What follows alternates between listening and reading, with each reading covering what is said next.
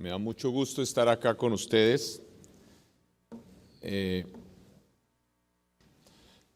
con el maestro Jaime Lerner, con la alcaldesa Susana Villarán, a quien admiro mucho. Demasiados gobernantes del mundo están más interesados en ser las reinas de la simpatía que en gobernar. Y para gobernar hay que tomar decisiones impopulares. Y también, por supuesto, con Augusto. Rápidamente, porque es corto el tiempo, uno casi que preguntaría, ¿será que el desarrollo económico trae buenas ciudades? Parece que es más bien lo contrario, y más aún ahora, buenas ciudades traen desarrollo económico. La gran competencia hoy es por atraer y retener la mejor gente, y la mejor gente es la que puede escoger dónde vivir. Entonces, ese es el factor más crítico que hay.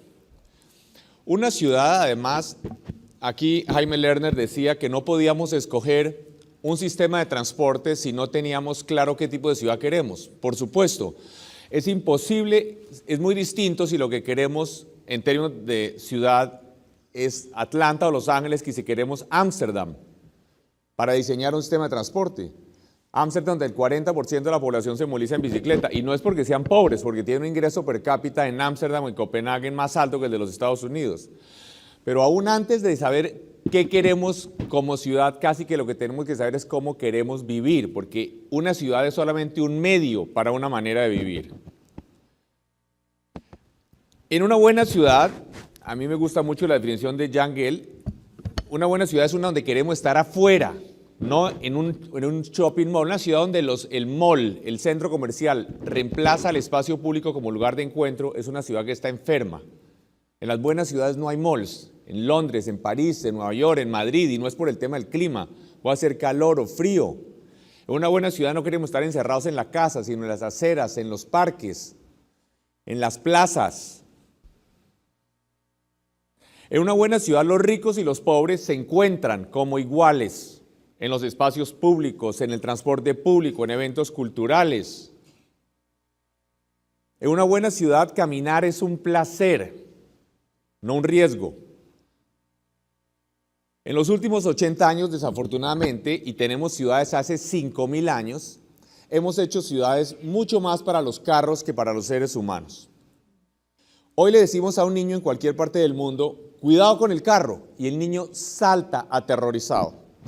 Y con buena razón, porque hay decenas de miles, y no repito, decenas de miles de niños que mueren atropellados por los carros cada año en el mundo.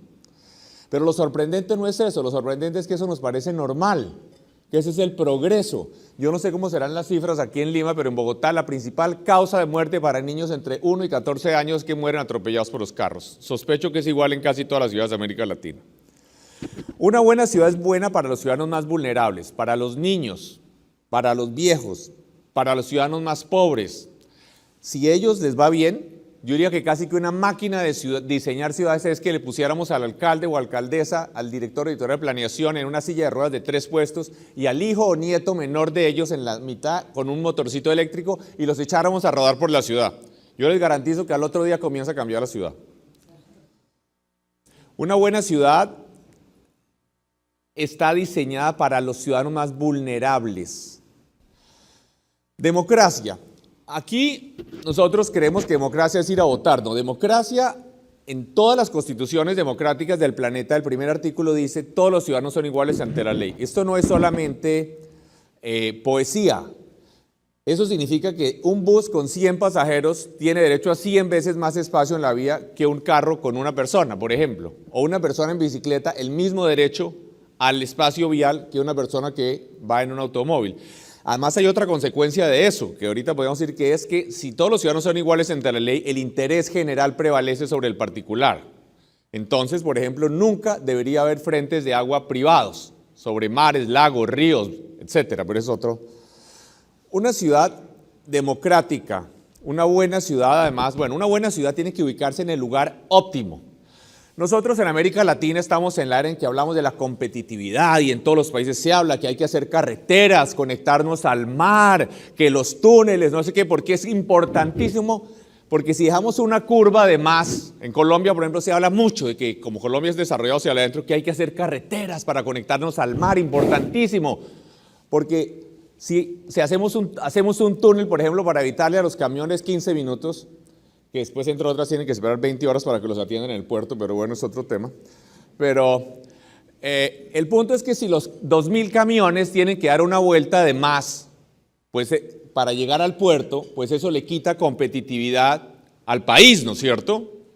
Por eso queremos carreteras rectas, con túneles, con puentes. Pero ¿qué tal cuando vamos a hacer una ciudad o un pedazo de ciudad donde van a vivir 500.000 personas, 1 millón de personas, que no van a ser 2.000 camiones, sino van a ser 2 millones de viajes diarios? Si esas personas van a tener que tener 15 minutos, 20 minutos, 1 hora más de viaje cada día, eso es infinitamente más importante que el tema de la carretera. Y sin embargo, aquí pensamos que las ciudades en América Latina se hacen donde algún dueño de una tierra decidió urbanizar su finca, su hacienda. No, las ciudades tienen que crecer en el lugar óptimo, no donde algún propietario de un terreno se le ocurrió que va a urbanizar un terreno. Entonces, esto es Bogotá. En Colombia, vergonzosamente, más de la mitad de las ciudades colombianas han surgido de manera ilegal, en donde no debe ser, como no debe ser, y siguen creciendo. Esto es Bogotá, la capital de Colombia, me da vergüenza decirlo. ¿Qué pasa en el tema de la tierra urbana? Yo creo en el capitalismo y la propiedad privada, creo que es la mejor manera de administrar los recursos de la sociedad, pero funciona cuando ocurre lo siguiente: cuando sube el precio del tomate, aumenta la oferta de tomate, entonces el precio baja. Si sube el precio de los computadores por encima de lo que cuesta producirle, aumenta la oferta de computadores y el precio baja. La belleza del capitalismo es que el precio tiende a acercarse al costo. En el caso de la tierra, alrededor de ciudades en crecimiento, podemos incrementar el precio todo lo que queramos y la oferta de tierra con acceso al agua, al transporte, a la educación no aumenta. Entonces no hay ninguna justificación para que la tierra alrededor de las ciudades esté en manos privadas. Ahí no funciona en el mercado. En Suecia o en Finlandia, desde hace más de 100 años, la tierra alrededor de la ciudad está en manos públicas. Entonces, este es un horror. ¿Cuánto cuesta eso en términos ambientales, en términos de transporte, en términos de calidad de vida? Nosotros no podemos dejar al azar o al mercado la ubicación de los desarrollos urbanos, que afectarán la calidad de vida, el consumo de energía por cientos de años hacia el futuro. Expansión urbana en baja densidad en América Latina es un desastre y agravándose. El único país donde he visto un estudio serio, un estudio maravilloso que publicó Cedesol en México hace como 6 meses, muestra que en México entre 1980 y el 2010, perdón, me equivoqué en la cifra aquí, la población en las ciudades está caso por caso, pero en general se multiplicó por 2 y el área entre 6 y 7 veces en las ciudades mexicanas. Obviamente, cuando hablamos de transporte, como decía el profesor Lerner, lo de menos es si hablamos de metros, buses, lo que sea. Lo importante es una ciudad compacta, porque si Bogotá tuviera la densidad de Miami o de Atlanta, Bogotá tendría 20 veces el área que tiene hoy con la misma población. Entonces no podríamos tener transporte de bajo costo, porque si la ciudad se expande 10 veces para la misma población, pues obviamente la distancia es mucho mayor y el costo es mayor. Y no podemos tener transporte de alta frecuencia, un bus o un tren que pase cada 2 minutos, porque va a haber desocupado todo el tiempo. Entonces, lo más importante para la movilidad es que las ciudades sean compactas. Y esto es lo que está pasando en América Latina, y también es por cuenta de la propiedad privada de la tierra. En México, que tienen constructores, desarrolladores eficientísimos, que tienen sistemas maravillosos de financiar la vivienda, les faltó la tercera pata a la mesa, que es el problema de la tierra, el control de la tierra. Si el gobierno no interviene radicalmente en el tema de la tierra, deberíamos haber hecho una reforma urbana hace 60 años en América Latina. Tendríamos ciudades mucho mejores, bien ubicadas, con grandes parques, pero todavía no es tarde. No tenemos tiempo de seguir, no puedo explicar eso en tiempo, pero bueno, esto es lo que está pasando, esto es el desastre supremo para la movilidad, para todo, y además de eso, es un sistema que segrega a los que no tienen carro. Y no solamente son los pobres, la persona que va a trabajar allá, un niño de 15 años es casi que un discapacitado en un entorno de estos, lo que llaman en Estados Unidos los soccer moms, las mamás que tienen que trastear al niño para todo, para clase de violín, de fútbol. Entonces, son sistemas donde un niño en cualquier ciudad que funcione bien a los 11, 12 años debería poder moverse por todo lado libremente, en bicicleta, en tranvía, en bus. Aquí está atrapado, es como una especie de ente que depende que lo trasteen para un lado o para otro. Entonces, la densidad es el ingrediente más importante de la movilidad.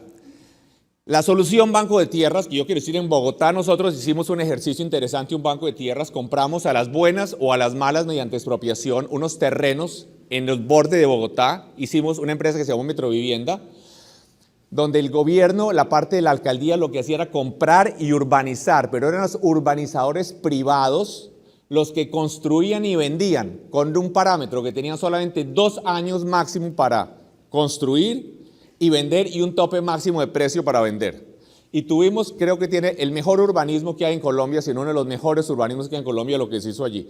Y algo así a nivel macro es lo que habría que hacer. No sé cuánto será en Perú, pero en Colombia yo he hecho los cálculos que máximo con 3.000 millones de dólares se compra todas las tierras que necesita todas las ciudades colombianas para organizar bien su crecimiento, para tener grandes parques. 3.000 millones de dólares que es lo que cuesta un lote esquinero. Pero a los gobiernos no les gusta mucho comprar tierra, les gusta más hacer shows de hacer programas de vivienda barata, de regalar vivienda o hacer un metro que entusiasme a la gente. Pero con lo que vale una línea de metro se compra toda la tierra que se necesita para organizar el crecimiento de las ciudades en Perú.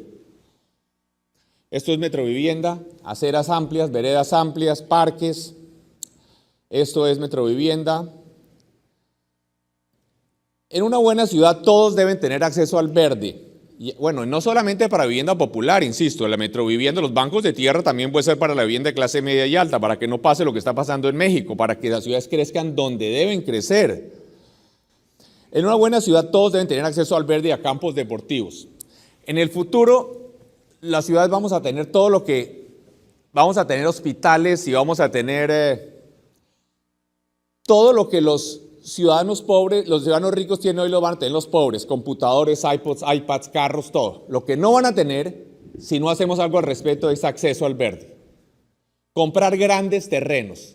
Ustedes como desarrolladores saben que es imposible que los grandes parques sean el producto de las cesiones del urbanizador privado. El gobierno tiene que entrar a comprar. Yo diría que una buena ciudad es una que tiene por lo menos un espacio público tan maravilloso donde aún los ricos tienen que ir. El Central Park de Nueva York se hizo cuando Nueva York era mucho más pobre y más pequeña que todas las grandes ciudades de América Latina, en 1860. ¿Qué se ha hecho similar al Central Park en las ciudades de América Latina en los últimos 50 años? Porque de nuevo, los gobiernos no les interesa comprar tierra, entre otras porque como son los sectores de ingresos altos los que tienen el poder en la sociedad, ellos van a su finca y al club, a ellos no les interesa mucho el tema de los parques. Entonces, grandes parques en América Latina no se ha hecho, que yo sepa, nada en los últimos 50 años. Los grandes parques que hay en las ciudades de América Latina, todos que yo conozca, son de hace 100 años o más.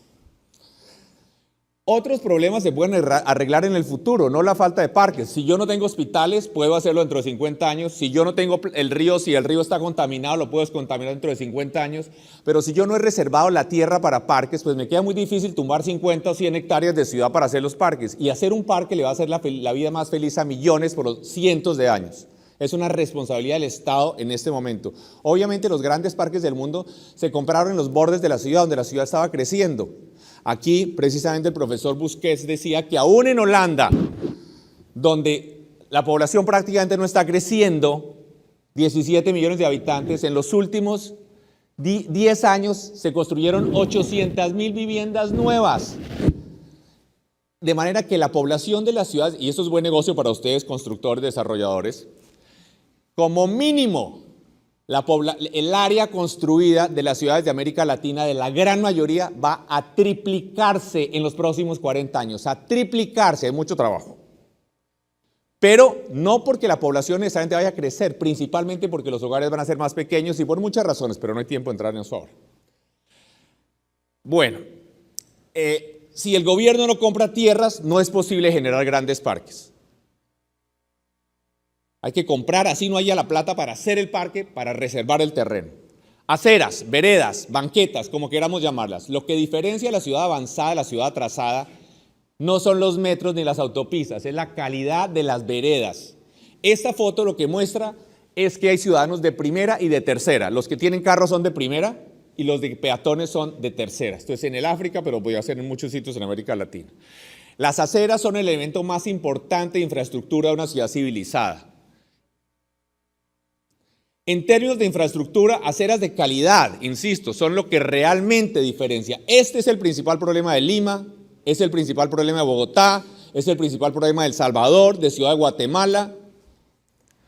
China es un desastre en buena parte de sus ciudades, México también. Obviamente parece muy sencillo, vaya y trate de quitar esos carros. Yo tenía el pelo negro antes de los esfuerzos.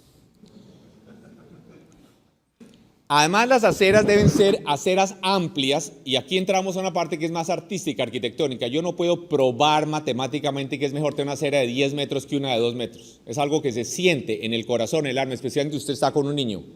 Pero además, aceras contra ventanas. Tenemos en Colombia la norma más absurda que hay en el urbanismo del universo, y es que le damos un estímulo, un piso adicional a los edificios que dejen estacionamiento en el primer piso. Es decir, que estamos diseñando una ciudad donde la gente camine frente a paredes ciegas o a carros estacionados. Cuando hay toda clase de estudios en el mundo que prueba que lo más importante para la seguridad urbana es que haya una interrelación entre lo privado y lo público, que haya ventanas, que desde lo privado se vea hacia afuera. Los muros es la peor torpeza para la seguridad que pueda haber en una ciudad. Las estaciones de gasolina en América Latina sienten que tienen un derecho especial divino a no hacer aceras, que es donde más se necesitan, porque es donde más entrada y salida de vehículos hay. Se pueden tener aceras bien hechas, ciclorrutas, y les aseguro que venden la misma gasolina. Faltan 5 minutos, bueno, pero al Jaime le dieron 25, o sea que... En todo caso, Colombia, desastre. Cali, Colombia, Bogotá, desastre. Nosotros hicimos una guerra para quitar los carros de las aceras. Y a uno le decía, no, alcalde, es que hay suficiente espacio para estacionar carros y además para que pase la gente. Entonces nos tocó explicarles que a uno le parece que las aceras son parientes de las calles, por lo que viven juntas. Pero en realidad las aceras no son para ir de un sitio al otro. Las aceras pueden servir para eso, pero son para conversar, para jugar, para darse besos. Realmente las aceras son parientes de los parques y de las plazas. Y es tan absurdo decir que en una acera hay suficiente espacio para estacionar carros, hacer bahías de estacionamiento y además para que pase la gente, como sería decir que podemos convertir la plaza principal de la ciudad o el parque principal en un estacionamiento al aire libre, siempre y cuando dejemos suficiente espacio para que los carros, para que pase la gente. Entonces hicimos aceras grandes, aceras en Bogotá, en fin. En cualquier sitio donde tengamos carros estacionados podemos ampliar la acera y hacer ciclovías o aceras más amplias y quitar los carros. Que yo sepa, el estacionamiento no es un derecho constitucional en ninguna parte del mundo. Vean que si vienen a decirle a la alcaldesa Villamar, entonces, ¿dónde está? La alcaldesa Susana Villarán, ¿dónde estacionamos? Ella le puede decir, es como si usted viene aquí a preguntarme que dónde guarda su comida o su ropa. Ese no es un problema mío, es un problema privado, ¿no? Aceras bien hechas, ¿qué tal que aceras en los Campos Elíseos? ¿Qué tal que le digamos allá a los franceses? Mandamos un consultor latinoamericano, decimos, pero ustedes son bien brutos, señores franceses. Ahí hay espacio de sobra para que hagan unas bahías de estacionamiento ahí en esa acera y de todas maneras hay espacio suficiente para que pase la gente. En París han venido eliminando estacionamiento y ampliando en la calle y en la acera en los últimos años, pero miles, en solamente los últimos 5 años el alcalde de Lanois ha eliminado más de 8.000 estacionamientos en la calle. Estos avisos son un desastre, son un insulto a la ciudad. Ahí es el ejemplo de Sao Paulo, el que hay que seguir en América Latina. Los avisos discretos, como en París, les aseguro que vende la gente lo mismo. Transporte, un problema muy peculiar, porque a diferencia de los demás que tenemos, se agrava a medida que nos volvemos más ricos. Atlanta, en Estados Unidos, toda clase de autopistas y el problema de los embotellamientos aumenta todos los años. Nunca las autopistas han arreglado los embotellamientos en ninguna parte del mundo. Por lo siguiente, y lo que les voy a decir suena un poco extraño, lo que genera el tráfico no es el número de carros. Sí, oyeron bien, lo que genera el tráfico no es el número de carros, ese es uno de 3 ingredientes. Lo que genera el tráfico es el número de viajes y lo largo de los viajes. Y si se hacen vías más grandes, una autopista, la gente hace más viajes, por eso nunca, y hace viajes más largos y se va a trabajar más lejos y a vivir más lejos, nunca en ninguna ciudad del mundo se ha arreglado los embotellamientos haciendo más vías. Las autopistas de América Latina embotelladas o en Estados Unidos. Pero más aún, una vía embotellada sin carriles exclusivos para buses es un símbolo de irracionalidad técnica y de insuficiente democracia. Aquí no se necesita un PhD de MIT. Un comité de niños de 12 años se da cuenta en media hora que la manera más eficiente de utilizar un recurso vial escaso es con carriles exclusivos para buses. Lo que pasa es que nosotros tenemos muchas cosas que nos parecen obvias. Hoy nos parece obvio lo que cambió la Revolución Francesa. Pues no era tan obvio porque han pasado 1000 años y a la gente le parecía normal. Hoy nos parece obvio aberraciones técnicas y desigualdad, como pensar que los buses los tenemos en la mitad de un embotellamiento. Una vía embotellada sin carriles exclusivos para bus es un símbolo de irracionalidad, de incompetencia técnica y de falta de democracia.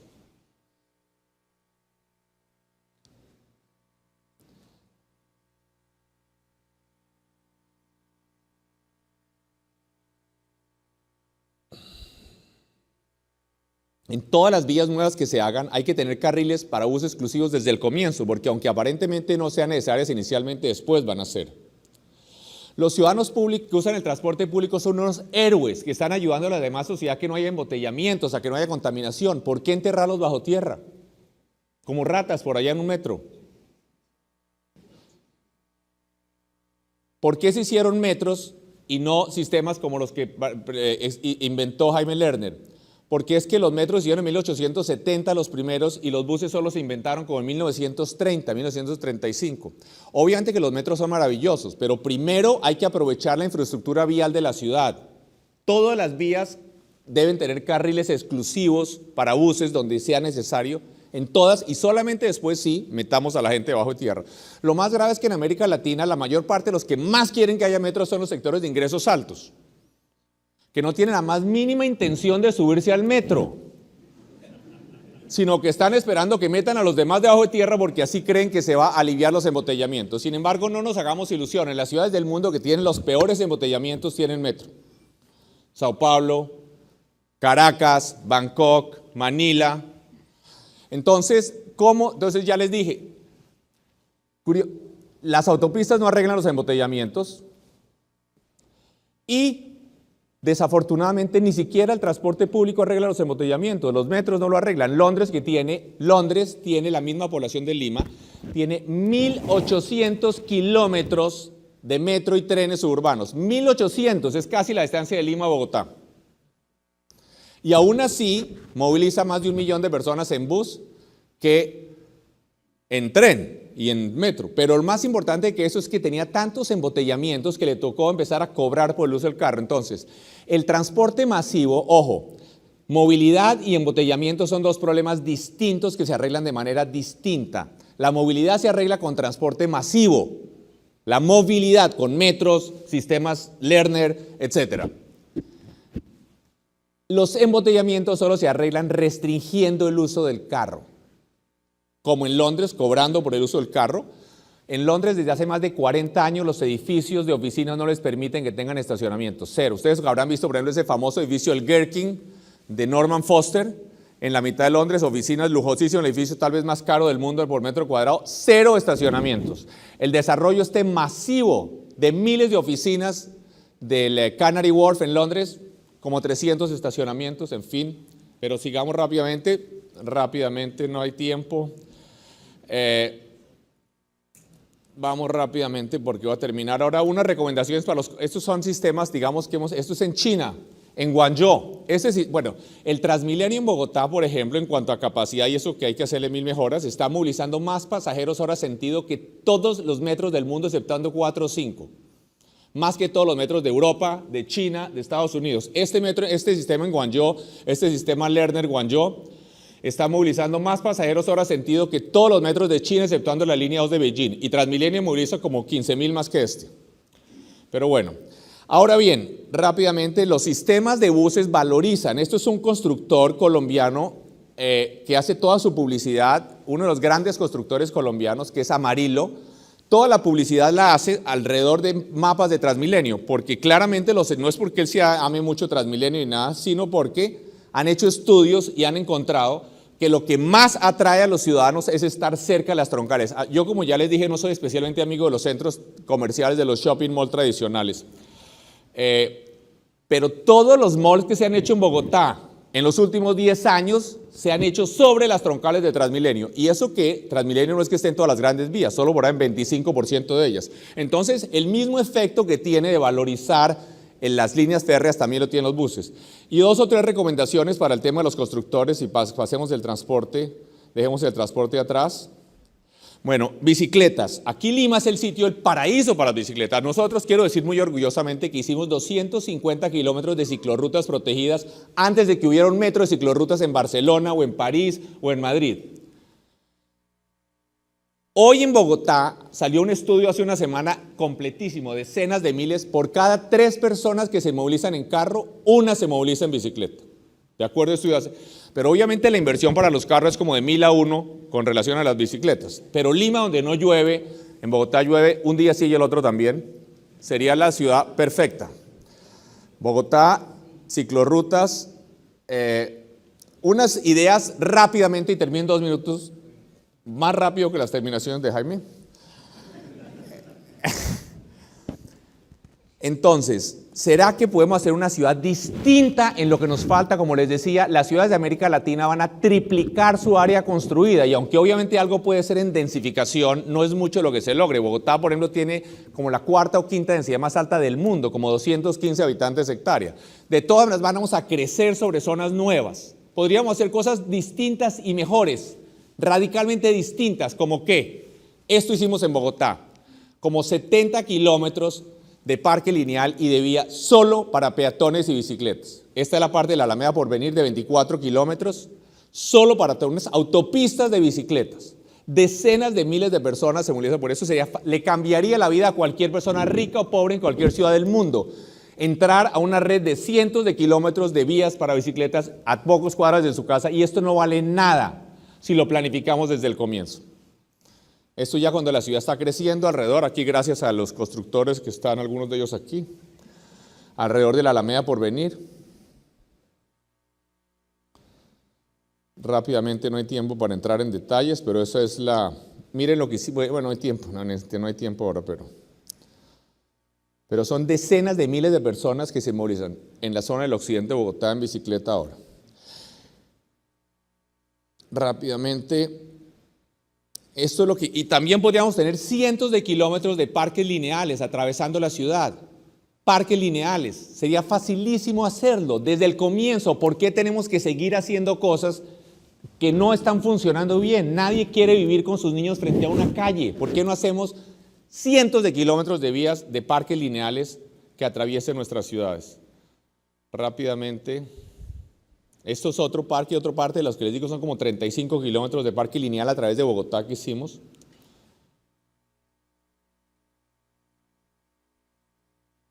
Pero bueno. Y por último, ¿por qué no incorporar en las nuevas ciudades, en lo que se va a diseñar de nuevo? ¿Por qué no nos atrevemos a pensar distinto? No podemos seguir haciendo la ciudad, hacer unas calles y montando las edificaciones sobre calles de carros. ¿Por qué no hacer cientos de kilómetros de vías solo para buses y bicicletas y peatones en la zona nueva que va a crecer? Serían unos sistemas de transporte masivo maravillosos que funcionarían perfectamente. Y eso no tiene ningún costo, eso no es ninguna genialidad. Eso es un problema de diseño, de imaginación, de atrevernos a hacer algo distinto de lo que han hecho en Europa o en Estados Unidos. Y mejor.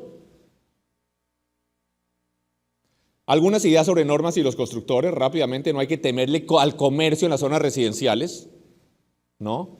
En las ciudades europeas tenemos apartamentos de $10 millones en Manhattan encima de una tienda, pero en América Latina eso nos parece que eso no es elegante, ¿no? Eso, la clase alta le parece terrible. No muros, los muros ya les explicaba lo peor que es para la seguridad. Si vamos a tener cerramientos, mire, aquí en todas las ciudades del mundo hay ladrones, entonces hay rejas en el primer piso o en el segundo piso. Pero no muros. Eso es un desastre para la ciudad. Si acaso va a tener un cerramiento, que sean cerramientos transparentes, por favor, como estos son en Santiago o en China. Es increíble, deben ser muy ágiles los ladrones porque ponen rejas hasta en el 20º piso.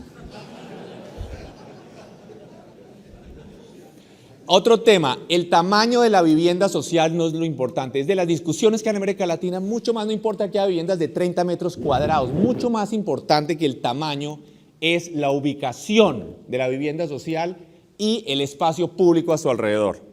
Entonces, además la gente cuando compra una vivienda no va a vivir toda la vida, puede comprar una vivienda de 25 metros cuadrados para cuando está joven y después va a comprar otra, en fin, pero es una discusión demagógica, populista, que no es la más inteligente ni la más útil. Mucho más importante es la calidad del espacio público alrededor de la vivienda social que el tamaño de la vivienda social. Otro tema, rápidamente, más importante que la altura, es otra de las grandes discusiones en América Latina. A mí me parece que la altura no es que sea irrelevante, pero mucho más importante que qué tan altos son los edificios es qué pasa cuando los edificios llegan al suelo. ¿Qué pasa? Y este sí que es una recomendación para los constructores, para todos ustedes aquí. La manera de juzgar, de evaluar cualquier cosa que se haga en una ciudad, un edificio, una tienda, una vía, si es buena o si es mala, es ¿será que mejora la calidad peatonal? Cuando ustedes hacen un edificio, ¿será que el espacio público alrededor se vuelve más agradable para estar ahí, para pasar por ahí, para jugar ahí, para hacer negocios ahí, para darse besos ahí? Esa es la manera de evaluar si un edificio es bueno. Mucho más importante que si tiene 30 pisos o 5 pisos, porque lo que hacemos aquí en América Latina es desastroso con mucha frecuencia. Hacemos toda clase de rampas de estacionamiento, hacemos paredes sin ventanas. Entonces, lo más importante, el criterio primero para juzgar lo que ustedes hacen, señores constructores, si de verdad están haciendo una labor que le beneficia a sus ciudades, ¿será que el espacio público alrededor de lo que construyen se vuelve más atractivo para estar? Ya, cero, ya.